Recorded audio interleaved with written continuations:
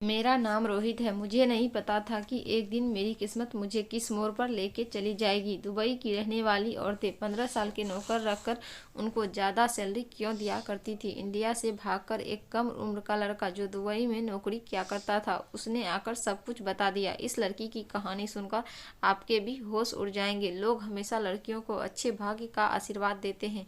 आखिरकार लड़कों को अच्छे भाग्य होने की आशीर्वाद क्यों नहीं दिए जाते। लड़कों को भी ज़्यादा प्यार, सम्मान और आशीर्वाद की ज़रूरत होती है जितनी कि लड़कियों को होती है। बस सुर्ती का ताला अगर किसी लड़के के दिल को जख्मी कर सकता है तो क्या कभी किसी ने यह सोचने की कोशिश की कि वही ताला लड़कों का भी दिल दुखा देता है। मैंने जब से जन्म लिया था अपने हर तरफ गरीबी ही गरीबी देखी थी। घर में मेरे पिताजी अकेले ही काम करने वाले थे और बाकी लोग बैठकर खाने वाले। परेशानी तो ये थी कि मैं अपने पिताजी का इकलौता बेटा था और मेरा बाकी की 8 बहनें थी और मैं सबसे बड़ा। सारी बहनें मुझसे छोटी थी और पूरी 8 बहनों का इकलौता भाई था। कहते हैं कि घर का बड़ा बेटा घर का जिम्मेदार होता है और बेटा ही अपने माता पिता का सीना गर्व से चौड़ा कर जाता है। माता पिता सोचते हैं कि यही हमारा सहारा बनेगा, लेकिन मेरा हिस्सा थोड़ा अलग था। मेरे घर में सब लोग बिल्कुल ठीक थे, खूबसूरती में, समझदारी में और हाइट हेल्थ में, मगर मैं ही न जाने किस पर चला गया था। मेरी हाइट बचपन से ही बहुत छोटी रह गई थी, सेहत भी बहुत कम थी।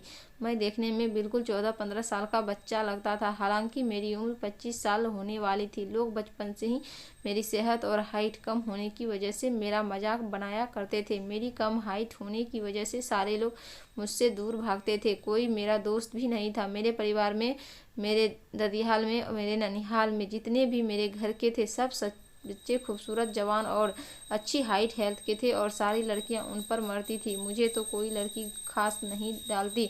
मैंने बहुत पढ़ाई की हुई थी, पढ़ लिख कर ही मैं कोई अच्छी नौकरी हासिल करने की कोशिश करता, मगर जवानी में अच्छा मुकाम पाने के लिए भी अच्छा दिखने की ज़रूरत होती है। मगर ऐसा तो मेरे भाग्य में ही नहीं था। पढ़ लिख कर जब नौकरी हासिल करने निकला तो पता चला कि काबिलियत से ज़्यादा आपकी पर्सनैलिटी अच्छी होनी चाहिए, तभी आपको लोग पसंद करते हैं और नौकरी देते हैं। मैं एक जगह जॉब के लिए इंटरव्यू देने गया था तो वहाँ पर पहले से ही 2-3 लड़के मौजूद थे। उनका ऊंचा लंबा कद था और देखने में स्मार्ट थे। उन लड़कों की पढ़ाई कुछ खास नहीं थी, मगर मेरे मुकाबले में वो देखने में बहुत अच्छे थे। इसी बीच पर उन्हें रख लिया गया था।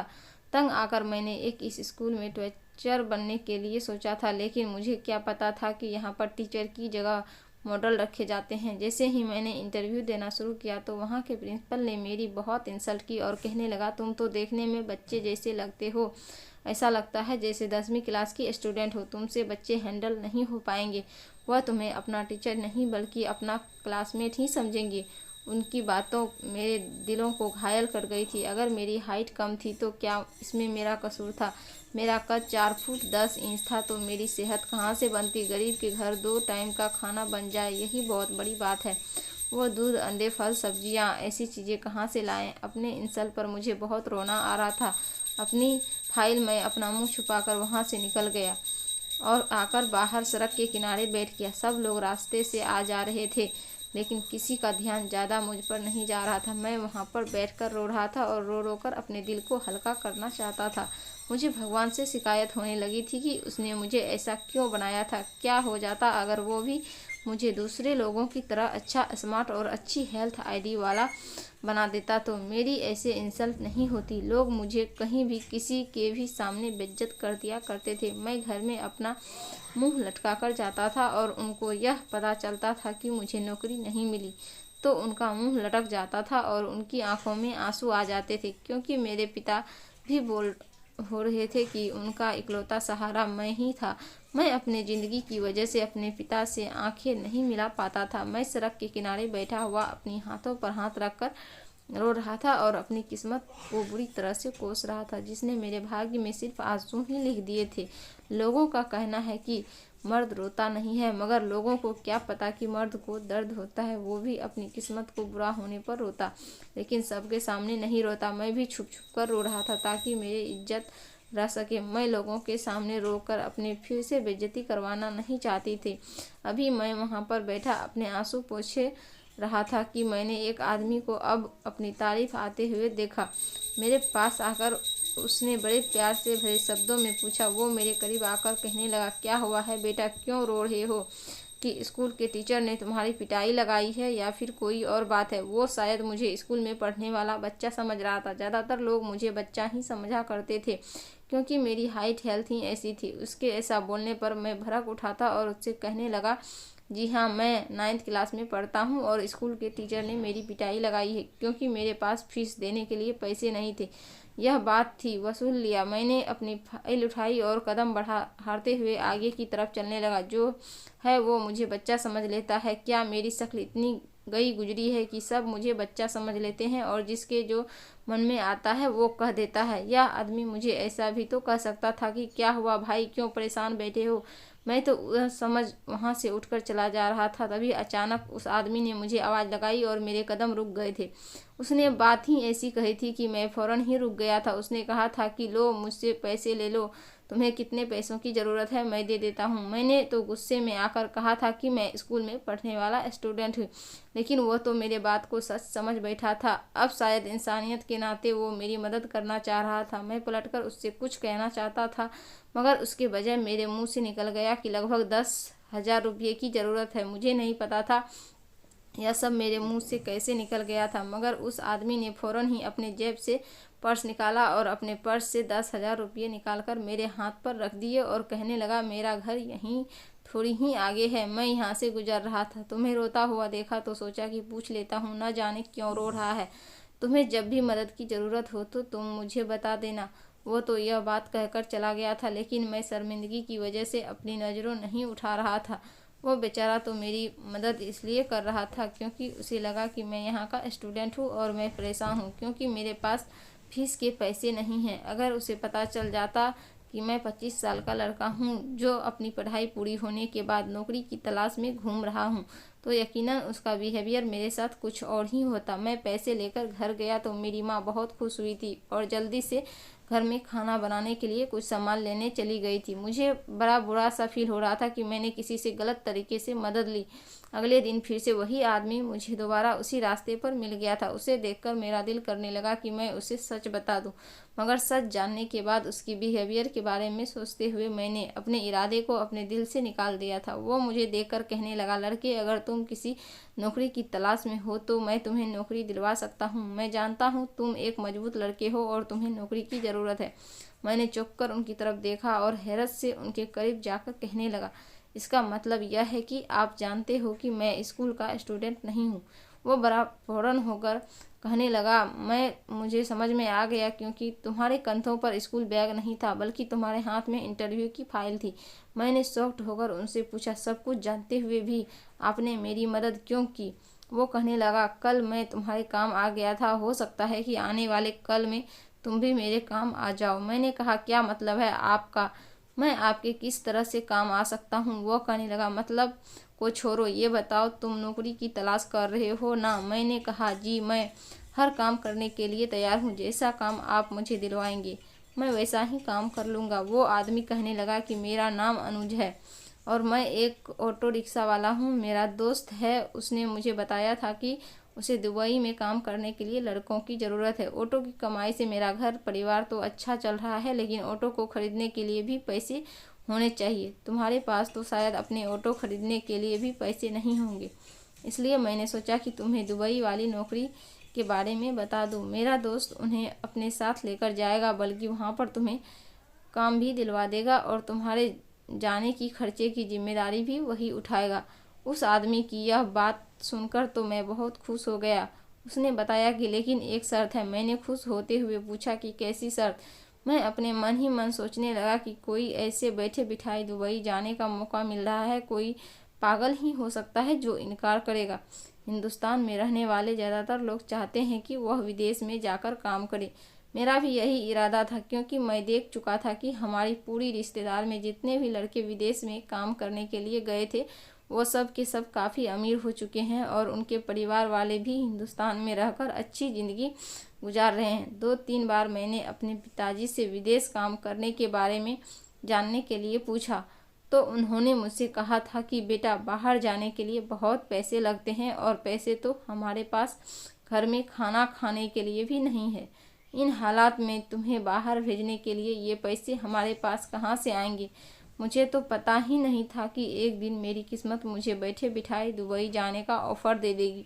लेकिन उस आदमी ने जो मुझे शर्त बताई थी उसे सुनकर मेरे पैरों तले से ज़मीन निकल गई थी। वो शर्त ही ऐसी थी कि उसे सुनकर मैंने फ़ौरन ही कह दिया था कि नहीं भैया, ऐसी शर्त को कभी एक्सेप्ट नहीं कर सकता जो मेरे करने की ही ना हो। उस आदमी की शर्त ये थी कि मुझे अपनी पहचान छुपानी होगी। जब मैंने इस बात का मतलब पूछा तो वो कहने लगा कि तुम दुबई में जाकर अच्छी कमाई कर सकते हो, जिससे तुम्हारी ज़िंदगी बदल कर रह जाएगी और तुम्हारे घर के हालात भी बहुत अच्छे हो जाएंगे अगर तुम वहाँ जाकर अपनी उम्र 15 साल बताओ तो। लेकिन किसी को यह बात पता नहीं चले कि तुम्हारी उम्र 25 साल है और तुम एक मैच्योर लड़के हो।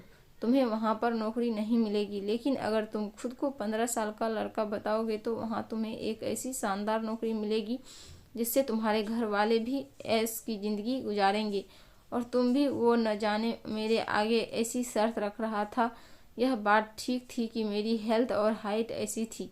मैं सच में 15 साल का लड़का लगता था, मगर बात यह भी तो थी, इतने छोटे लड़के को भला नौकरी कौन दे सकता है। मैंने कहा मुझे थोड़ा सोचने का टाइम तो दो, मैं अपनी फैमिली से परमिशन लेने के बाद ही कोई जवाब दे सकता हूँ। उसके बाद मैं अपने घर चला आया था। मैंने 2 दिन का टाइम दे दिया था कि मैं 2 दिन बाद आपको अपना फैसला बता दूंगा। लेकिन यह इंडिया में तो मेरा कोई फ्यूचर ही नहीं था।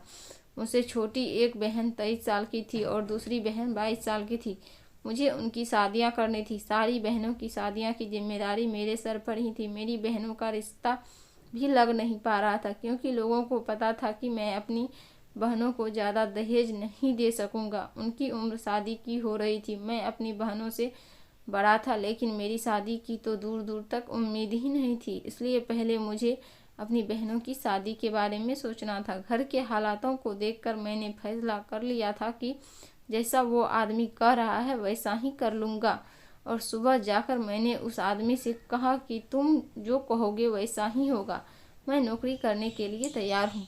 अपने घर वालों में मैंने झूठ बोल दिया था कि मुझे एक अच्छी कंपनी वालों ने दुबई में बुलाया है। अब मैं उन्हें अपने काम के बारे में क्या बताता, जबकि मुझे खुद ही नहीं पता था कि मुझे वहाँ पर जाकर क्या काम करना है। फिलहाल कुछ दिनों बाद मैं दुबई चला गया था। उस आदमी ने कहा था कि तुम्हें वहाँ पर मेरा दोस्त लेने के लिए आ जाएगा और काम की भी सारी डिटेल वही बताएगा। आखिरकार काफ़ी इंतज़ार करने के बाद एक हट्टा कट्टा सा आदमी मेरे पास पहुँचा, मुझे लेने के लिए आया और कहने लगा चलिए मेरे साथ, मैं आपको लेने आया हूँ। मैं बहुत हैरान हो रहा था कि मेरे साथ यह क्या हो रहा है। मुझे नहीं पता था कि मुझे यहाँ पर किस काम के लिए बुलाया गया है और मेरी उस आदमी से पूछने की हिम्मत नहीं हो रही थी। तो वह शक्ल से ही बहुत सीरियस इंसान लग रहा था। उस आदमी ने मुझे बड़ी सी कार में बैठने के लिए कहा। कार में बैठ गया था और लगभग 1 घंटे के सफ़र के बाद उसने कार को एक बड़े से बंगले के आगे रोक दिया और मेरे हाथ पर एक आईडी कार्ड रख दिया और कहने लगा तुम अंदर जाकर यह दिखा देना। इसके मुताबिक तुम्हारी उम्र 15 साल है और तुम्हारा नाम मोहन है। और खबरदार, जो तुमने अपना असली नाम किसी को बताने की कोशिश की, वह सारी उम्र के लिए यहाँ के लोग तुम्हें जेल में डाल देंगे, चक्की पीसने के लिए। उसकी यह डरावनी सी बात सुनकर मेरे होश उड़ गए थे और मुझे डर लगने लगा था, क्योंकि मेरे लिए कि अनजान देश था और यहाँ पर मेरा कोई अपना भी नहीं था। इसलिए मैं किसी से कुछ नहीं कह सकता था। मुझे न जाने क्यों ऐसा महसूस होने लगा था कि मैं किसी कैद में आ गया हूँ। वो मुझे अपने साथ लेकर घर के अंदर आ गया था। यह एक दुबई के शेख का घर था, जिसकी पत्नी खूबसूरत कपड़े पहनकर मेरे सामने आ गई थी और मुझे सर से लेकर पैर तक देखने लगी। मुझे इस औरत से डर लग रहा था। देखा जाता तो वह उम्र में मुझसे कई साल बड़ी लग रही थी, लगभग 35 साल की होगी। लेकिन उस टाइम मुझे थोड़ी एक्टिंग करनी थी ताकि उसे लगे कि मैं 15 साल का एक नाबालिग बच्चा हूँ। वह आदमी जाते जाते मुझसे कहकर गया था कि अब तुम्हें यहीं पर रहना है। तुम्हारा काम बस यही है कि तुम्हें मालकिन के पूरे घर की सफाई करनी है और मालकिन का ख्याल रखना है, और जो मालकिन कहे सिर्फ वही करते रहना है। इसके बदले में तुम इंडिया अपने घर पर 5 लाख रुपये भेज सकोगी। 5 लाख रुपये के बारे में सुनकर मैं तो दंग ही रह गया था। आते ही इतनी ज़्यादा पैसे! मैंने तो कभी अपने सपने में इतने ज़्यादा पैसे के बारे में सोचा तक नहीं था। मैं दुबई की भाषा समझ तो नहीं सकता था, लेकिन कुछ कुछ बोल लेता था। मैंने सोच लिया था कि मैं मोबाइल के जरिए सारी लैंग्वेज सीख जाऊंगा। मालकिन को ऐसा लगता था कि मैं शायद उनकी लैंग्वेज नहीं समझ रहा था, इसलिए मुझे इशारे से सारे घर की सफाई करने के बारे में कह रही थी। मैं जाते ही अपने काम में लग गया था और पूरे घर की सफाई करने लगा था। मैं दिल लगाकर अपना काम करता था और मन ही मन सोचने लगा कि इंडिया में बैठे लोगों के लिए बाहर के देश की दुनिया एक करेंसी जैसी होती है। इनको क्या पता कि घर के बाहर जाकर क्या क्या करना पड़ता है और कितनी मुश्किलों का सामना करना पड़ता है। अब मैं इतना पढ़ा लिखा होकर भी यहाँ पर नौकर बना रह गया था। फिलहाल मुझे तो पैसे अच्छे मिल रहे थे। इसके बाद उस औरत ने मुझे स्टोर रूम की सफाई करने के लिए कहा था। उसकी पत्नी मतलब मेरी मालकिन बहुत खूबसूरत औरत थी। 35 साल की होने के बावजूद भी वह बिल्कुल भी जवान लड़की लगती थी। यह बात मुझे बाद में पता चली कि उसका पति महीने में सिर्फ 1 दिन के लिए ही उसके पास आता है, क्योंकि वह अपने पति की चौथी पत्नी थी। शेख लोग तो वैसे भी कई शादियां करते हैं, लेकिन मुझे अपनी मालकिन की हरकतें बहुत अजीब सी लगती थी, क्योंकि नॉर्मल दिनों में तो वह बहुत अच्छे तरीके से तैयार हुआ करती थी, लेकिन जिस दिन उसका पति आता था वो अपनी हालत अजीब सी बना लेती थी। सिंपल से कपड़े पहन लिया करती थी और बिना मेकअप के ही घर में घूमती फिरती थी। मुझे मालकिन के इस बिहेवियर का कुछ भी समझ में नहीं आता था और मैं यही सोचता था कि न जाने वह ऐसा क्यों करती है।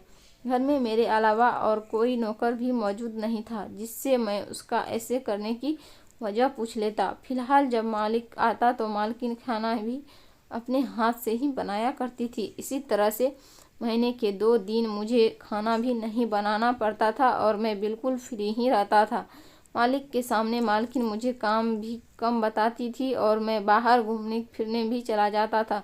तभी मेरी मुलाकात एक लड़के से हुई जिसका नाम सौरभ था।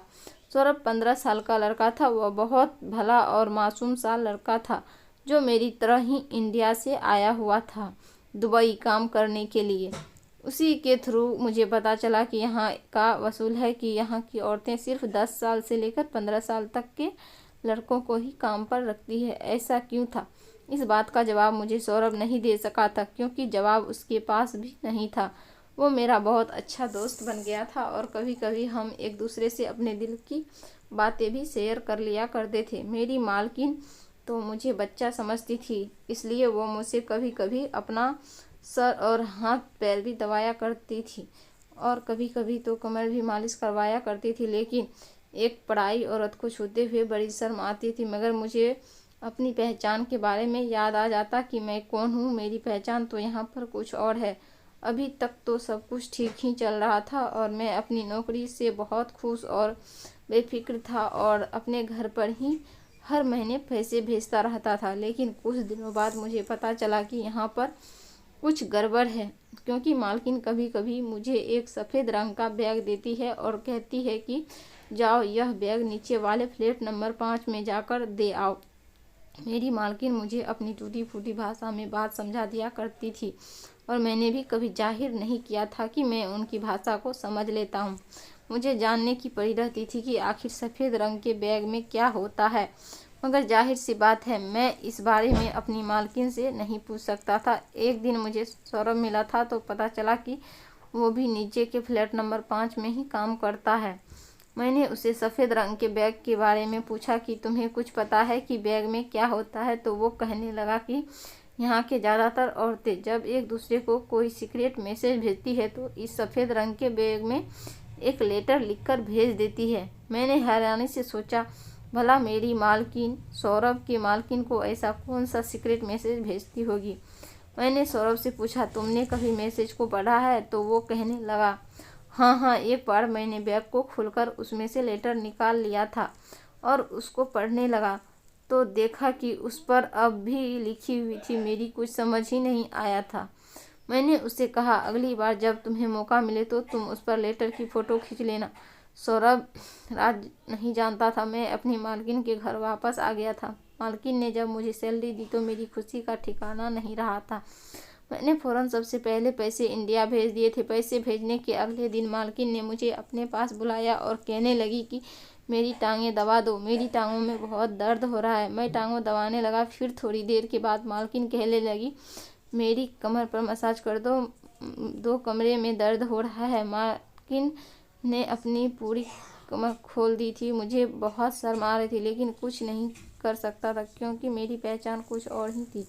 इसलिए मैंने अपनी नज़रें नीची कर ली और उनकी कमर की मसाज करने लगा। मालकिन की गोरी गोरी कमर की मसाज करते हुए जब लगभग मुझे आधा घंटा हो गया तो उन्होंने मुझे जाने को कह दिया था। मैं गहरी सांस भरते हुए उठा कि मालकिन को मुझ पर तरस आ गया। जब वो अच्छी तरह से तैयार हो गई तो मुझसे कहा कि वह बाहर जा रही है और मैं घर का ध्यान रखे। मैंने सोचा कि न जाने मालकिन तो कितने टाइम तक वापस आए। इतनी देर में मैं अपने फ्रेंड सौरभ से मिलने के लिए चला जाता हूँ। वैसे भी वो ज़्यादा दूर नहीं रहता। मैं थोड़ी देर बाद अपने घर से निकलने ही वाला था कि दरवाज़ा बुरी तरह से बजने लगा। मैं घबरा कर उठा और जाकर दरवाज़ा खोला तो मेरे सामने सौरभ खड़ा हुआ था। उसकी बहुत बुरी हालत हो रही थी। कपड़े उसके फटे फटे हुए थे और बाल भी पूरी तरह से बिखरे हुए थे। उसकी सांस बुरी तरह से चल रही थी। मैं जल्दी से उसे घर के अंदर लेकर आ गया। मैंने उसको बैठने के लिए कहा और उसे पानी पिलाया। थोड़ी देर रिलैक्स के बाद उसकी हालत थोड़ी बेहतर हुई थी। पानी पीकर वो मुझसे कहने लगा, तुम मुझे अपने कपड़े दे दो। मैंने उसे अपने कपड़े दे दिए। अपने हाथ मुंह धोकर अपने कपड़े चेंज किए और बाहर जाने के लिए तैयार हो गया। मैंने हैरानी से पूछा, सौरभ की तुमने क्या हालत बनाई हुई है? तुम्हारे साथ क्या हुआ था और अभी तुम कहाँ जा रहे हो? वह बहुत जल्दी में था। कहने लगा कि दुबई की औरतें, मुझे समझ आ गई है कि हम जैसे कम उम्र के लड़कों को नौकरी पर क्यों रखती है। मुझे इनकी असलियत पता चल गई है, मगर अब मैं यहाँ पर और नहीं रुक सकता। यहाँ से जा रहा हूँ, मुझे यहाँ पर नहीं रहना। वह बुरी तरह से बोल रहा था और उसकी आंखों में आंसू आ गए थे। मैंने उसे जाने की वजह पूछने की बहुत कोशिश की, लेकिन उसने मुझे कुछ नहीं बताया। लेकिन जाते टाइम मैंने उसे अपना नंबर दे दिया। मैंने उनसे कहा कि जब मैं 2-3 महीने के बाद इंडिया अपने घर जाऊंगा तो तुम मुझसे बात कर लेना। वो इतना घबराया हुआ था कि नंबर जेब में डालकर फ़ौरन ही चला गया। सुबह पूरी कॉलोनी में यह खबर फैली हुई थी कि फ्लैट नंबर 5 का नौकर अपनी मालकिन के सिर पर डंडा मारकर फरार हो गया। उसने अपनी मालकिन को बुरी तरह से जख्मी कर दिया। बात सुनकर तो मैं दंग रह गया था, क्योंकि सौरभ ऐसा नहीं था और उसने मुझे भी कुछ ऐसा नहीं बताया था। न जाने वह क्या करके आया है और यहाँ पर क्या हो रहा था और क्यों हो रहा था। मेरी तो कुछ भी समझ में नहीं आ रहा था। मेरी मालकिन की भी हरकतें बहुत अजीब सी थी। तो सारी दुबई की रहने वाली मालकिन औरतें ऐसी ही होती है। मेरे दिमाग में भी न जाने किस किस तरह के ख्याल आ रहे थे। और सौरभ की मालकिन ने उसे ऐसा क्या कहा था कि वो बेचारा इस तरह से यहाँ से गायब हो गया था। एक दिन मैंने अपनी मालकिन को फ़ोन कर किसी से बात करते हुए सुना था। उनकी बातों से पता चल रहा था कि फ्लैट नंबर 5 में रहने वाली मालकिन को अब किसी नए नौकर की ज़रूरत है। शाम को जब आ गए तो मेरी किस्मत बुरी थी या कुछ और। साहब अपनी पत्नी को अपने साथ घुमाने के लिए कहीं दूर लेकर जाना चाहते थे। उनका ट्रिप लगभग 1 हफ्ते का था। अब मेरा घर पर कोई काम नहीं था, इसलिए मालकिन कहने लगी, अगर तुम चाहो तो तुम भी हमारे साथ चल सकते हो। लेकिन मेरे मालिक को यह बात बहुत बुरी लगी थी कि एक नौकर को क्यों हमें अपने साथ लेकर जाएंगे। वह कहने लगे कि कोई ज़रूरत नहीं इसको साथ ले जाने की, इसको यहीं पर ही रहने दो। मगर मालकिन जाते जाते मुझसे कहने लगी कि तुम ऐसा फ्लैट नंबर 5 में चले जाओ। उनकी मालकिन को नए नौकर की ज़रूरत है। जब तक हम घर पर नहीं आते तब तक तुम उनके साथ रहो और उनके घर का काम करो। मैं जाना तो नहीं चाहता था, मगर मजबूर था। मैं जाते हुए बहुत डर रहा था कि वह सौरभ के साथ पता नहीं क्या हुआ होगा, जो वह बेचारा यहाँ से भाग गया। मैं फ्लैट नंबर 5 वाले घर में चला गया था। इस घर की मालकिन की उम्र लगभग 35 साल की लग रही थी और वह शक्ल से बस नॉर्मल से ही थी, ज़्यादा खास नहीं थी। और मुझे देखते ही कहने लगी, आज के दिन तुम मेरे मेहमान हो। आज का दिन मेरे लिए बहुत स्पेशल है। कल से तुम अपने काम पर लग जाना। आज तुम्हें मेरे साथ टाइम स्पेंड करना है। मैं डरते डरते उनके लिए खाना लगाने लगा। वह बहुत अजीब तरह की औरत थी।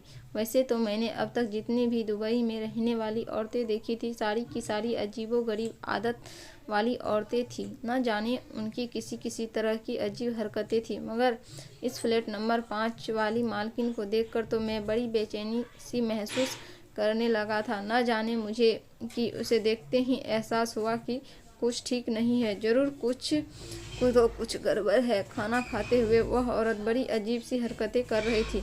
उसने मुझे अपने पास बैठाने के लिए कहा तो मुझे मजबूरन उसके करीब में चेयर पर बैठना पड़ा।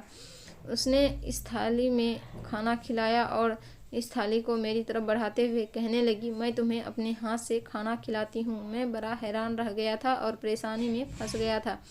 बस कहीं न कहीं से इस औरत से छुटकारा पाने की कोशिश कर रहा था, लेकिन मेरे पास तो भागने का भी कोई रास्ता ही नहीं था। इसलिए मजबूरन मुझे उस औरत के हाथ से खाना खाना पड़ा था। नाश्ता करने के बाद मैंने टेबल पर रखे हुए बर्तन उठाना चाहे तो उसने मुझे रोक दिया और कहने लगी, मैं खुद कर लेती हूँ, तुम आज बस आराम करो। मैं अंदर ही अंदर घुटन महसूस करने लगा था।